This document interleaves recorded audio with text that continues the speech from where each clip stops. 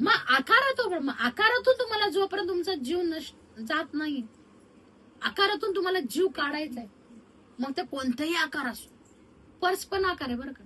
आकार म्हणजे तुम्ही धरा, निराकारात सगळे आकार आहेत. घरातही आकार आहे आणि बाहेर आहे. आपल्याला जायचंय कुठे?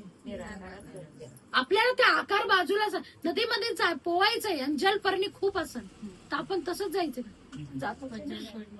आपल्याला गुंडाळायला नाही जलपर, काय करायला लागेल? आपल्याला जर नदी पैल तीरावर जायचं असेल तर जलपर्णी सारून सारून सारून आपल्याला पुढं. तसं आपण हे आकार बाजूला सारायचे. आकार आहे ती माया. आकार काय? काया ही माया आहे.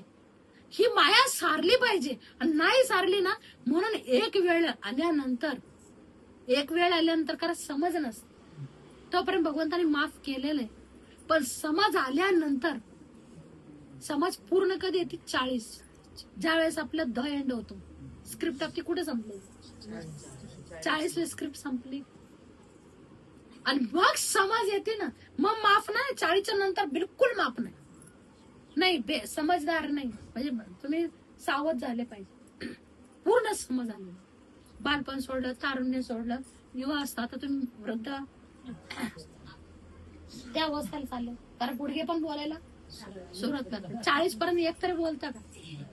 40च्या नंतर सगळेच म्हणतात थांब बस आता म्हातारी झालीस. आणि बाहेरच्यानी म्हणावं राग येतो, तुला कुठं म्हातारी? बाहेरच्यांना म्हणायचं पण आतून पूर्ण खळगाळा झालेला सगळं खुळखुळा डोळ.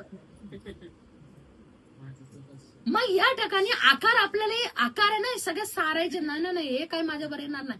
बरं निराकार कुठं असं एक जागा सांगितलं का? नाही. निराकारात सगळे आपण इथं आहे ना, तर निराकारातच आपण बसलेलो आहे.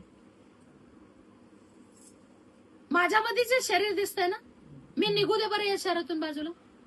शरीर दिसलं उद्या म्हणजे काय झालं? निराकारातच आकार आहे. पण मला याच्यात नाही ना फसायचंय. ह्याचा नाश आहे, याचा नाश आहे. आणि मी जेवढे रोग येतात ना, हे अतिक्रमण करायला येतात. आम्ही लगेच डॉक्टरकडे जातो. जसे घर तोडायला आले की लगेच आमदार खासदार गाठायचा. इथं 2 शंका आले की डायरेक्ट डॉक्टर गाठले. तो काय करणार आहे? तो म्हणणार जरा बिल्डिंग रिकामी होऊ द्या, सगळं पूर्ण घाण बाहेर पडू द्या. हो, भगवंतांनी स्वतःच आहे ना सर्दी नेमलेली का? तर शरीर हलकं व्हावं, कफ बाहेर पडावं, पित्त बाहेर पडावं, जुलाब व्हावे. ही बस्ती आयुर्वेद मध्ये जाऊन 14,000 भरून करायची, हे तर रोज चालू असते. तर लक्षात आहे. सगळ्यात मोठा तो धन्वंतरी आपल्यामध्ये